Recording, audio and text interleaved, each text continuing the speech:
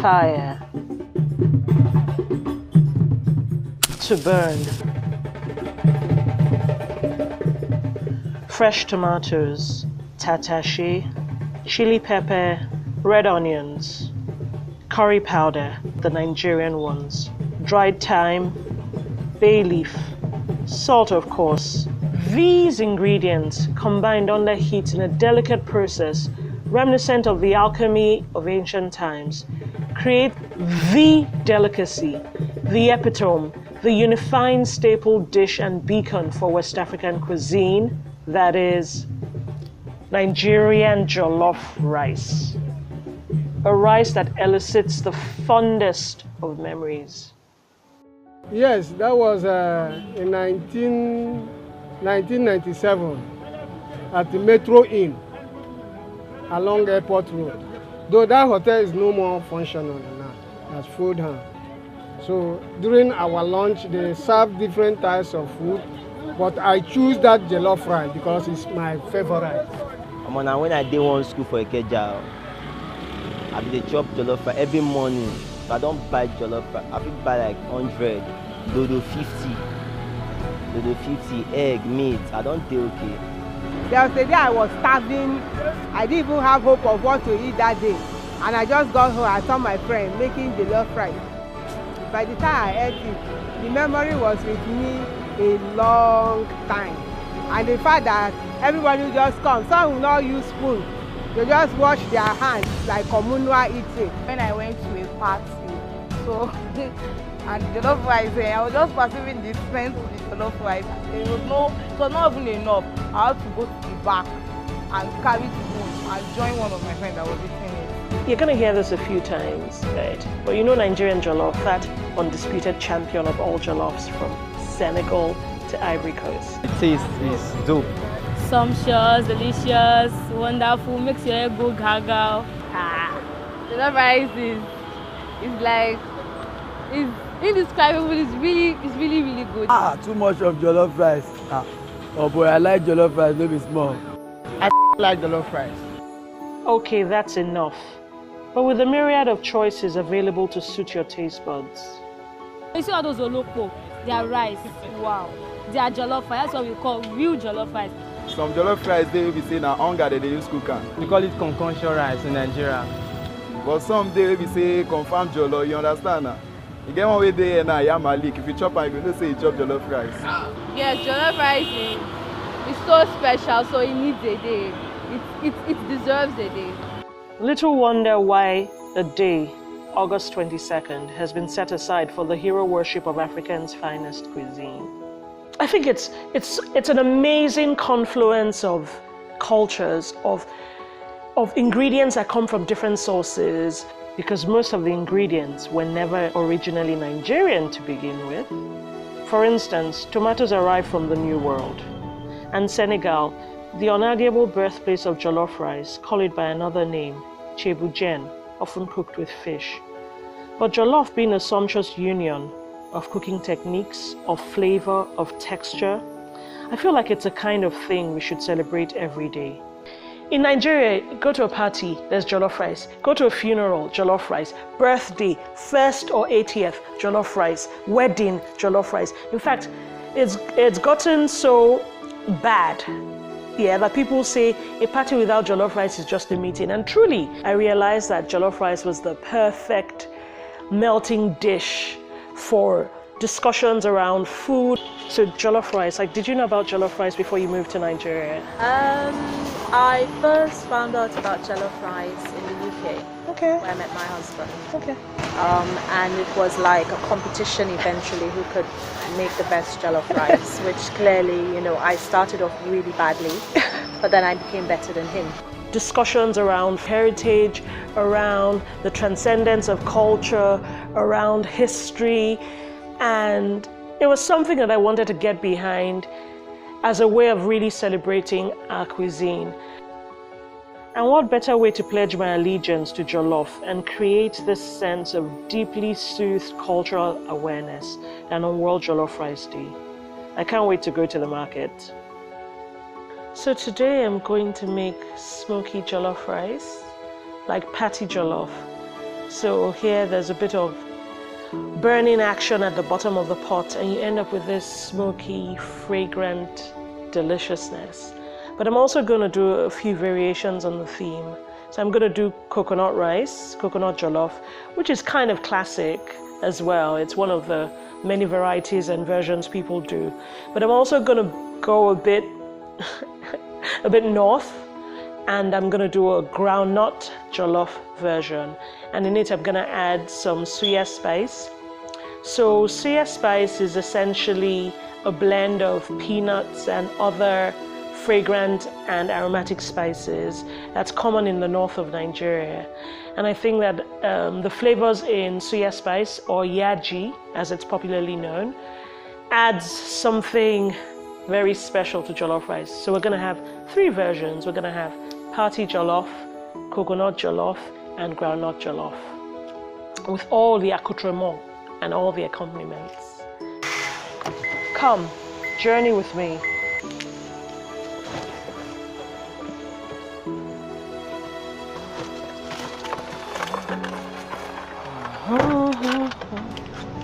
You know, people don't really have an idea of what Nigerian food is. People think it's pepper and pounded yam, or fufu as they call it.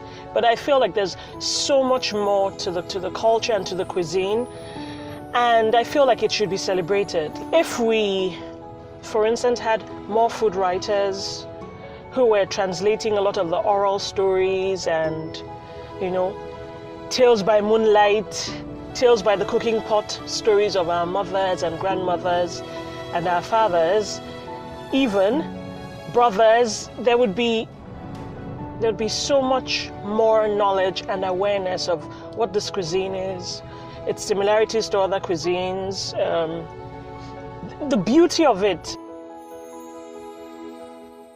Yes, here we are.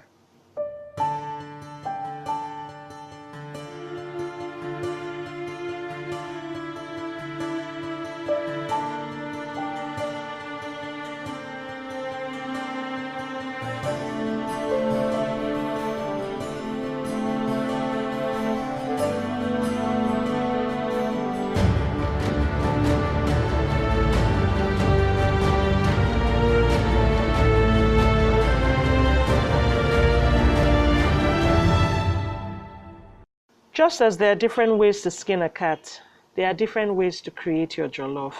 While Nigerians like Iya Blessing of Sele Express prefer to... I put my granite oil, my onion, let the granite oil to be hot, my onion, then put my pepper, put spices, then put the mangi, stir it together, make it boil, then pour my water into it. Then when the water boils, but this one get boil, you'll see what's up. When it gets boiled, I put my rice. Then when it's started getting to done, then I put spices, mangi. I can put onion. I can slice onion on it. Then slice more of tomato. That's a raw tomato, not in tomato, on it to beautify it, and it tastes nice. Others, like the Ghanaian Shito expert, Madam Becky Shito, would rather... I first made the stew. If I made the stew, I now put my ingredients inside, which is crayfish, maggi, onions, and things. So if I finish, I put water, wash the rice, put the rice inside, and tested it. If it's the way I like it, the people will be liking it. So after that, if I cover it for a while, I open it again and put my, that is cabbage, carrots, and onions. Then I'll cover it again. And 15 minutes time, if I just open it, it will be ready that time. People will be like it. One thing is certain, Nigerian jollof generally involves the same process. For all pots of Nigerian jollof, we begin with a tray of ingredients. Tomatoes, onions, tatashe, rodo. We make a blend of these 3 in various proportions. But I also have a secret ingredient, which is also a chili. And it's this yellow chilies called Ose Unsuka. It's from the east of Nigeria, and they're beautifully fragrant.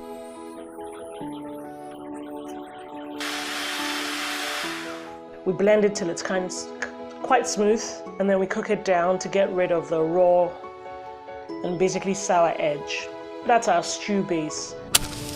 And then to spice it up, I generally go for curry powder, dried thyme, and another secret ingredient, white pepper. It just adds a certain spice, but also certain flavor. I like to fry my spices in oil. It causes them to bloom, it kind of develops the aroma, and that runs through the whole pot of jollof rice and throughout the cooking process. So there's salt, there's bay leaf, there's tomato paste. Tomato puree is more liquid and softer. This tomato paste is richer in color, and it really gives that full tomato flavor in your pot of jollof rice.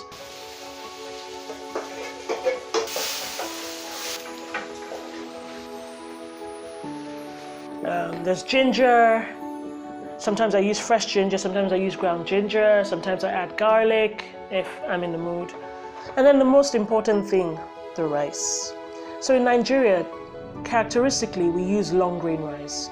It's different from the kind of rice that is used, say, in Senegal. In Senegal, they use a kind of broken rice, which is similar to Thai jasmine. In the Francophone countries, they kind of use like fat rice, almost like short grain pudding rice almost. In Ghana, they use Thai jasmine, which is fragrant. Sometimes they use a broken variety, sometimes they use the whole variety. But in Nigeria, we use long grain rice.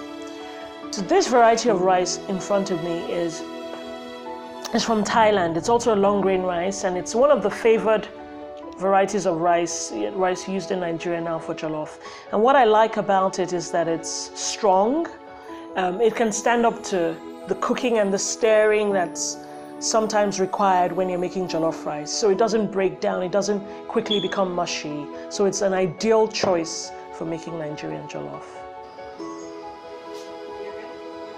The prepared rice is then introduced and allowed to cook with the stew base for a while.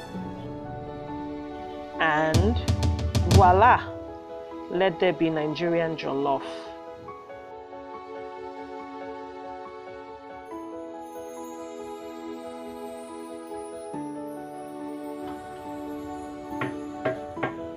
I think the most important ingredient or the most important accompaniment friends to share it with. So whether you wish to roll out a national award for jollof rice, it's too big. It's like jollof rice like Nigeria Lingua Franca. Wow, jollof rice. You can't just call jollof rice like that. It's kind of a special food. When we make kids, when your mom say, want to prepare jollof rice, so we come down and say, because it's a kind of special rice that is more special than white rice. Even the aroma himself, you go crazy about it. While enjoying your steaming plate of delicious jollof rice with Aspa. Personal, I so much love it, especially when it is with dodo, plantain. Turkey, chicken. I want turkey. Fish. Or assorted meat. Gizzard. I like my jollof rice with coleslaw, be it coleslaw salad, beef.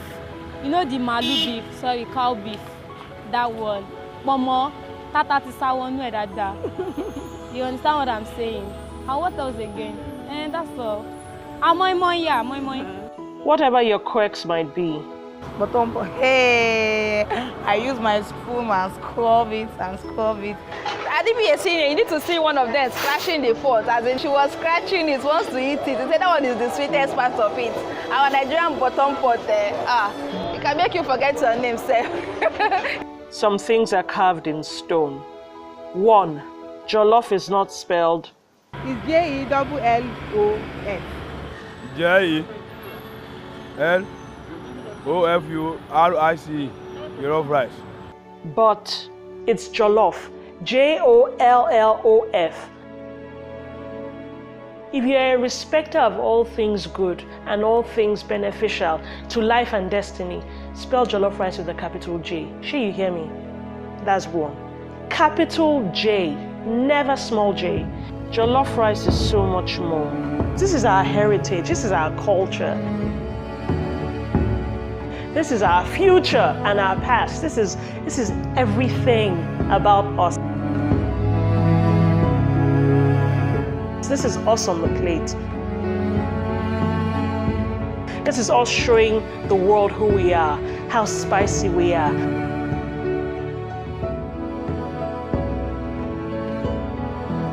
How full of color we are, how diverse we are, how delicious we can be. So, gather around, bask in the aroma of this delicacy that is jollof, the rice that binds.